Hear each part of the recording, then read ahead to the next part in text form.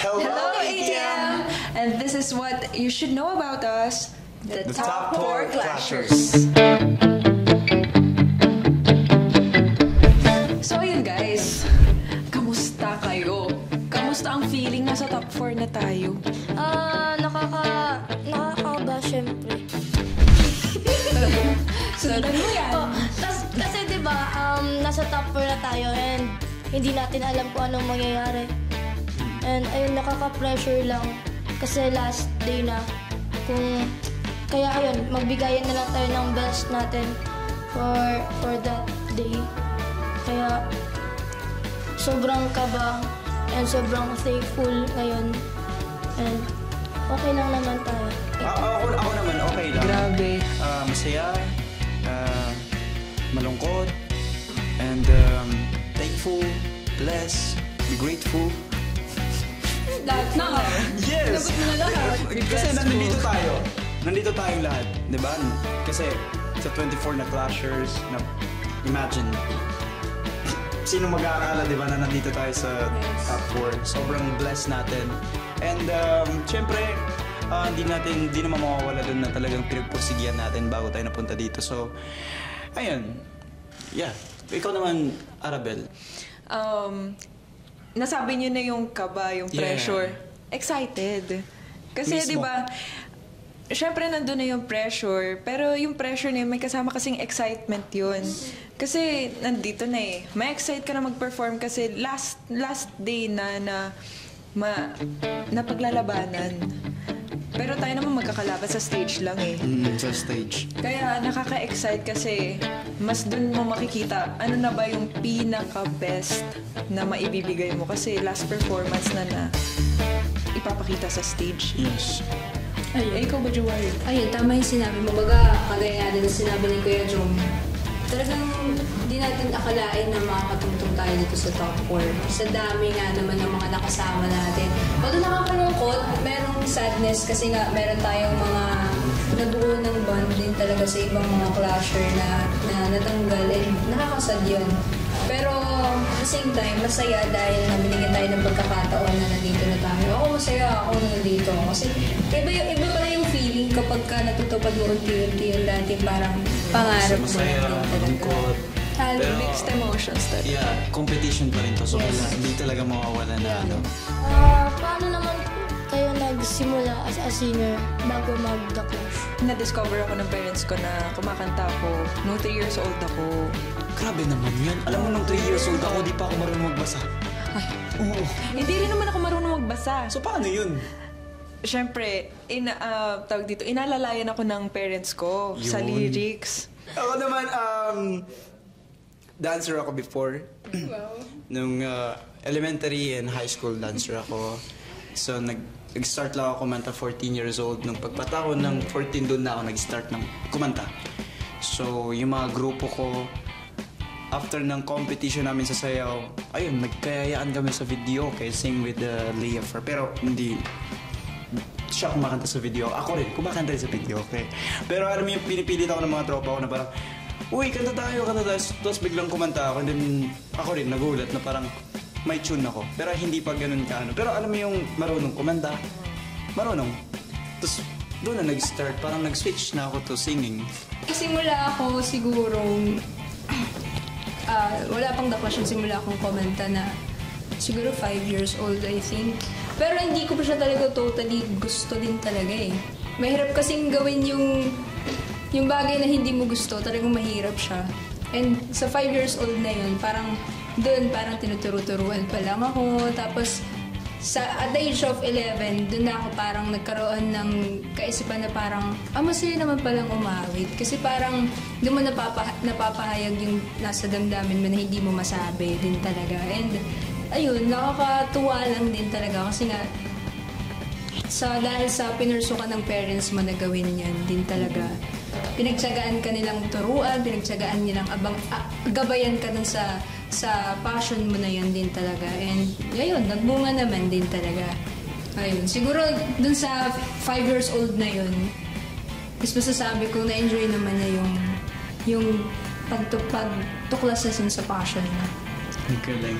Ano yung kinanta niyo dito sa The Clash na tumatak sa inyo talaga? Yung tumatak sa akin siguro yung yung Ain't Nobody. Yung first round. Ayun, the first round. Yeah, kasi bukod sa message ng song na Ain't Nobody makes me happy, makes me feel this way. Actually, pwede siyang pertaining to another person, pero para sa akin, may part doon na yung sarili ko naman. What I'm doing now is what makes me happy. Kaya, yun yung pinakatumatak sa akin na kinanta ko sa season na to. Sa akin naman, siguro yung Ain't No Way. Ayun, Ain't nobody, ain't no way. Ain't no way. Ain't nobody, ain't no way. Yes! Kasi yung Ain't No Way po is parang ayaw mo nang pumayag eh. So that time kasi parang nung akala ko na parang katapusan na ng journey ko sa The Clash. Ain't no way. Ain't no way. Parang sa akin memorable siya na parang hindi ako papayag na alis ulit dun sa pangarap ko na yun eh. So, pinaglaban ko talaga siya and How about you? Tapos ka na. okay na. Okay na yun. Ano mo palagi kang excited? Ano pa? Okay na. Palagi kang excited. Uwi ka na. Si Jong. Same. Para sa tatay ko or para yun sa lahat. Double meaning, triple meaning yung kantang Iris. Kaya yun yung talagang tumatak sa akin. Parang nailabas ko talaga yung gusto kong ipaiwatig na di ko kayang sabihin sa mga tao or sa lahat, sa buong tao na hindi ko kaya i-announce. Pero napaiwatig ko siya. Pero depende na lang kung paano nila i-interpret. Kung paano nila parang iintindihan. So, ayun lang. Si Lea Fer. Okay. Sa akin po yung yung She's Gone. Uy! Oo. Kasi di ba, tingnan mo. Sige. Yung kinanta ko yung She's Gone kasi. Wait lang. Doon nag-start yung parang mas lumawak yung ko sa singing. Kasi nung time na yon parang kultesera yung talaga yung vibe ng pagkanta ko. Oo, may grabe ka doon. Like yung luhod, Diba? yung hand gestures, yung palakad-lakad, yung facial expression. And yun ko talaga doon ko nalaman na hindi naman talaga importante yung lahat ng yun. It's all about your emotions lang talaga. And dapat, yung kanta na yun, parang She's Gone, parang nawala yung Lea Fer na dati and nag-adjust na sa next. Parang sobrang unique yung kasi ako first time ko rin makakita ng like pang-amateur ba yun? Yung parang Amateur, yes. Oo, Ganun. super galing. Pero ayun na nga, diba? So, At a young age pa ganun. Oo. Grabe yung mga talagang pinagdaanan natin dito. Ang sarap balikan. Pero, let's move on. Let's move forward. Yes. Nag-move on. What's next for you? Ano yung tingin yung gagawin nyo after ng journey natin sa The Clash? Babalik ako sa Harana, sa mga dati kong gawain. Girls Serenade, like a lot of strangers sa ibang lugar. So yun yung ipapursue ko, and then siguro recording. Yeah. So yun yung mga nakikita ko na gagawin ko after The Clash journey. So yeah, how about you, Lea Fer? Ako naman, siguro i-continue ko yung school ko. And syempre, ipupursue ko pa din yung singing after The Clash. Yung banda ko, yung school, yung siguro the guesting, something like that. Ayun. Ikaw, Juan. Ako po, siguro, ayun, kagaya ng Lea Fer after The Clash, siguro mas mapafocus mo lang sa studies ko. Sa school, sa church din talaga as a worship lead. So, siguro din muna ako mas magtutuan ng pansin din talaga. Pero syempre yung passion pagdating sa pag-awit din talaga, pagdating sa pangarap, hindi ko susukuan. Ano man yung mangyari. Mismo. Ikaw naman, Arabel. Siyempre, ganun din. Buong buhay ko, sa music na umikot eh. So, doon ko lang nakikita din yung sarili ko. Ganun yung ginagawa ko. related to music. Ngayon, syempre, mag-venture ng iba pong mga pwedeng gawin, yung mga possibilities para naman pag tumanda, pag nag-look back, ay, hindi nag-regret na gawa. Sa younger self ko. Younger self. Oo. Eh, tulad nga, sinabi na natin, proud. And thank you, naging like matatag ka, di ka sumuko, ang dami mong pinagdaanan, bago ka napunta dito.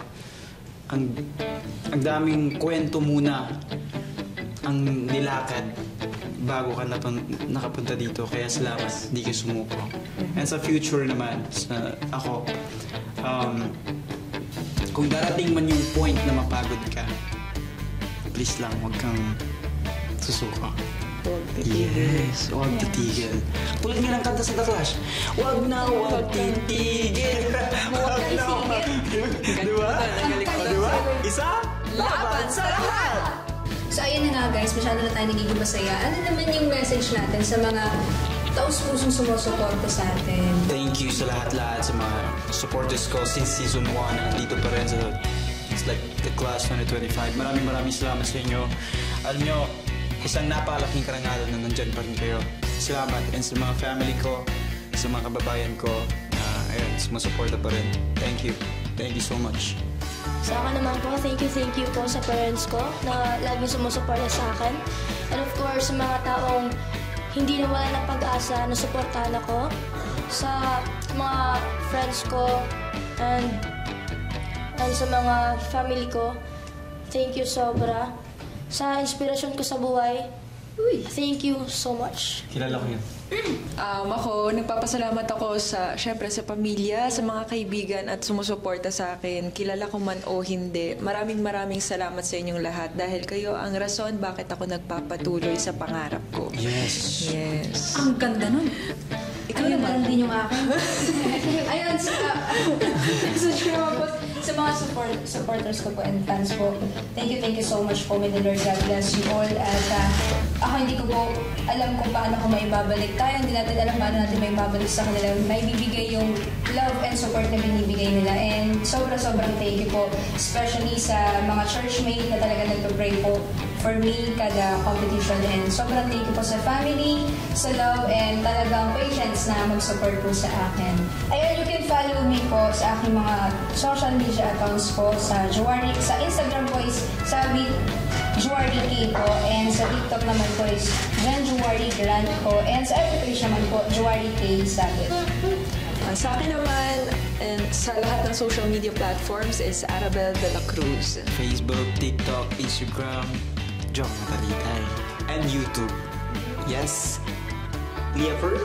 Sa akin naman po, sa TikTok, Instagram, sa Facebook, and sa YouTube, sa page ko po, Leo Perdeloso.